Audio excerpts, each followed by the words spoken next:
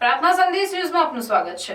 અલ-ફલાહ charitable trust સફરે વિરાસત દ્વારા આયોજિત અમદાવાદના સ્થાપના દિવસ અને જાહેર સભાના કાર્યક્રમમાં શાળાના બાળકો દ્વારા બનાવવામાં આવેલ અમદાવાદના વારસાના ચિત્રોના પ્રદર્શન યોજાયું। અમદાવાદના સમૃદ્ધ વારસાની ઉજવણીમાં સ્થાનિક શાળાના યુવા કલાકારોએ શહેરના સ્થાપના દિવસ નિમિત્તે ચિત્રોના આકર્ષક પ્રદર્શનનું અનાવરણ કર્યું હતું।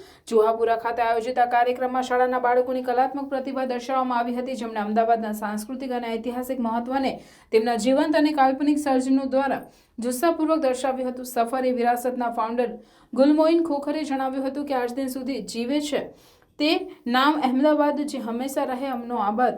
ગાંધી અને સરદારની કર્મભૂમિ એટલે અમદાવાદ। આ પેઇન્ટિંગ્સમાં સુંદર રીતે આઇકોનિક સીમાચિહ્નો અને અમદાવાદને વ્યાખ્યાયિત કરતી વૈવિધ્યસભર સાંસ્કૃતિક ટેપેસ્ટ્રી કેપ્ચર કરવામાં આવી છે। આ પ્રદર્શન માત્ર વિઝ્યુઅલ ટ્રીટ તરીકે જ નહીં, પરંતુ યુવા પેઢીમાં સર્જનાત્મકતા કેળવવા અને શહેરના અનન્ય વારસામાં ગર્વની ભાવનાને પ્રોત્સાહન આપવાના મહત્વ પર પણ ભાર મૂક્યો હતો।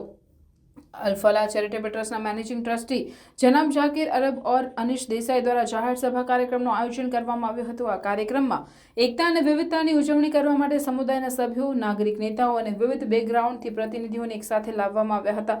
વિચાર પ્રેરક ચર્ચાઓ, સાંસ્કૃતિક પ્રદર્શન અને પ્રેરણાદાયી ભાષણોએ સાંજની ઉજવણી કરી, જે સાંપ્રદાયિક સંવાદિતા અને સહયોગના સંદેશને પ્રબળ બનાવે છે। સંસ્થા દ્વારા જેટલી સ્કૂલોએ ભાગ લીધો હતો એ બધી સ્કૂલને મોમેન્ટો આપવામાં આવ્યા હતા।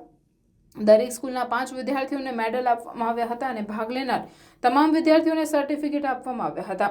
કાર્યક્રમમાં મુખ્ય અતિથિ જનાબ ઇકબાલ સૈયદ, ગુજરાત રાજ્ય હજ committee chairman Girish Gupta, Ahmedabad heritage trust Hemal Shah, Meenakshi Vaghela, મહિલા આયોગ doctor Shabnam Saiyed, state curator science city, નિવૃત્ત ન્યાયાધીશ જનાબ એનઆર પઠાણ સાહેબ, સાદિક અજમેરી, કૌશર અલી સૈયદ, રિયાઝ અંસારી, સરફરાઝ મંસૂરી, મક્તમપુર વોર્ડના તમામ કાઉન્સિલર, સામાજિક કાર્યકર, સ્કૂલના પ્રતિનિધિઓ અને વોલન્ટિયર્સ મિત્રોની હાજરીએ કાર્યક્રમને સફળ બનાવ્યો। પ્રાર્થના સંદેશ ન્યૂઝની તમામ લેટેસ્ટ અપડેટ્સ માટે ચેનલને હમણાં જ લાઈક, શેર અને સબસ્ક્રાઇબ કરો।